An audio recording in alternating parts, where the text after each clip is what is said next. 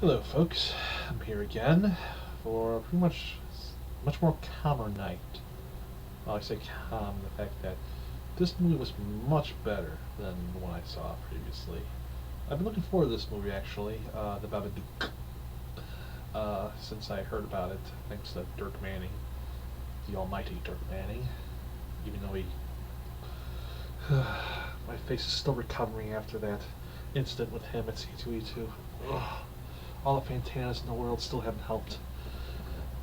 But yeah, I seen this movie today, and it's a very interesting movie. I remember a lot of people were comparing this and It Follows this past year to like be one of the greatest horror films of this past year. And honestly, it pretty is good, but it's like a different kind of animal than the It Follows. Well, It Follows is a cat and mouse game. This is more like Poltergeist slash Freddy Krueger. If they had a bastard child, this is the child they would have. And I'm liking more both versions because I mean you both had those little like moments where you pretty much the Babadook just like has his little moments with his hands, or just pretty much the way the sound effects going. And in other ways, it reminds you of Poltergeist in the way that basically the house itself is a character, and that the fact that I mean this house is like freaking creepy as hell. I mean, you have gray pastels, you have all this architecture around it, and it's very simplistic architecture, very bleak architecture. You have grayish stuff, and very old-fashioned stuff. I mean, the freaking closet looked older than the freaking mother by another 50 years. And it's a real good paced and good, like, directed and very good acted. It's very good uh, creeps and chills. I mean, it really does its job well. I mean, at first I thought, okay, I got a little bit carried away with the child actor because he was just so annoying. I mean, he was just at first, and then basically I got okay, maybe it's just because he's just told like this, and he's basically supposed to be like this. He's supposed to drive his mother insane like this. Because I mean, she cannot get a frickin' break in this. I mean, she is just like I mean, she lost her husband, and she's basically just she's just this kid's not the best child ever. And I get the performance now more when I think about it that this child is supposed to be the kid from hell, and this mother's just trying to live her normal life, and she cannot sleep at all because of this child. And it doesn't help matters more when she's reading this child's book, The Babadook, and this thing is slowly turning into more than just a book, a more realistic thing. And at first I thought this was going into like a little twist where the mother was totally nuts and she was doing this all. But then when it was just like pretty much she went to the police and was like, "This someone's terrorizing me, someone's stalking me," and basically when she showed her hands, I was like, okay, this is too easy for that just to happen. There has to be more to this. There has to be a real supernatural angle of this. And sure enough, oh, sorry, spoiler alert. And and that's more like the poltergeist angle that this movie has. I mean, there's some really creepy moments, like where basically your like heart's pumping, like, oh god, where's the damn thing? Where's the damn thing? And it's really creepy, like heck. This Babadook. I mean, it plays on the freaking. You don't see it barely, and this thing can change shape, and it really is a nasty piece of work. And I like it like that. I mean, the more horrific thing is up here than what we see. And it's the thought of what it's doing is more crazy as heck. Same thing like with the only kill in this movie. It's very brutal, and you're like,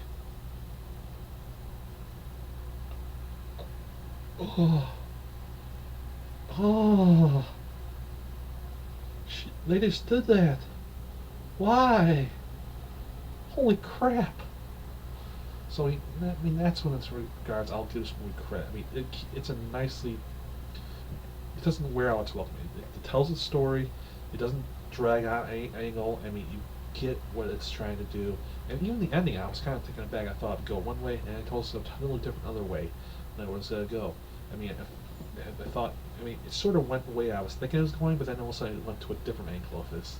And it was a really good, satisfying end. I mean, I was actually surprised at it. And basically, I mean, the performances are really good. The mother in this is really good. I mean, she really shows these things with her eyes, and also the way she's just trying to cope, and you can tell the way she acts, the way she motions, that she is really like on her last nerve, and she might be even able to snap. That's why you get that feeling, because the way she's acting, and I mean, she's good in this. I mean, you root for her. You like, can't, please don't let this be like her going insane type of thing, and you like, you're going for her, rooting for her to conquer this thing, this creature that you, this, who knows what the hell this is? Is it a demon? Is it a ghost? Who the hell knows? And it's just wow. It just leaves you like wow, and this character's amazing. And the only thing I can just think of, I still like It Follows more, because It Follows, I mean, it had a more Carpenter slash uh, De Palma look to it. This had a more uh, what's his face name now? I forget his name. Toby. Well, I might forget his first name. Toby's name, and pretty much, basically more of like, it's more of a, I would say more risk cravenness. Like the setting is also a character. Like basically everything around them is basically out to get them and driving them nuts. I mean, there is nothing safe for these poor characters, and you get this fact that these two characters have been through hell already, and this doesn't help matters at all, and they're just looking for relief. They're trying to find comfort in each other for strength, and I mean, the son has this little thing of trying to do it with magic, and the mother's like, okay, it's a thing, and he takes a little too much of an extreme.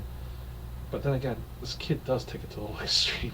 I mean, some of the things he invents, like wow, he actually made that? Oh, wow, that kid is really imaginative. He is really good at this.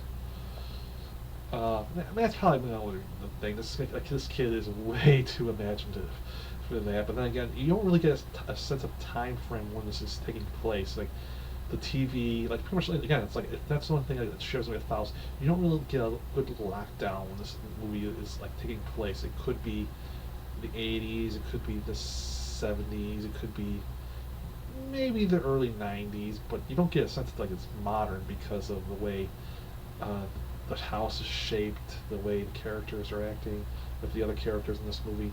It's very a time period not from this zone, but it could be, and it's really good. I have to say, I mean, it's really unnerving. It's a very unnerving movie, especially the scenes like when she's in bed and basically she knows something's wrong with her son, and basically that's when nightmares start with her, and it's like it's something I have always subjected to. Like I got, you just imagine like somebody's in a room, and all of a sudden you see it, and you're trying to tell me like, it's just like a silhouette of whatever the hell is in your room, and it basically doesn't turn out that way for her, but that's what this reminds me of. And I have to say, it's a really good movie. It doesn't go for the cheap jump scares like other horror movies have done it, and it's a really good film. It surprised me, but I still prefer It Follows, just for the fact that I love cat and mouse games, and I love the crowd of 80s and late 70s horror nostalgia that movie had, and it had the better soundtrack. Oh, I have to say that the soundtrack to It Follows was amazing, and this is not bad either. I mean, it chooses its sounds perfectly. It's because the sound effects it uses is very much another thing that pretty much is a character. I mean, it uses everything very chosen, very loosely, and knows when to use everything and juggle what to use when. And I mean, that just shows the strength of the movie. And it's probably be a movie we'll be probably talking about from years to come, because it's a really good movie, and it's one that holds up pretty well. I mean, I'm pretty much terrified now of everything. But I mean, but Babadook is a really good monster too. I mean, I'm kind of wondering if they'll go for a sequel to this. They probably will. It's freaking Hollywood. They'll do a sequel to this. Hopefully not directed to DVD sequel or cheap ass sequel like The Lady in Black. Oh God, well, that was bad. Ugh. But yeah, if you're looking for something to kill for about an hour and a half, this movie will do you really good. It's a nice thrill line from the beginning to the end, and it's a very well set up horror movie. And that's all I gotta say about that. But again, tomorrow I got another freaking. Well, it's not as bad as Creeping Terror, hopefully, but it might be as bad. We'll find out. Till then.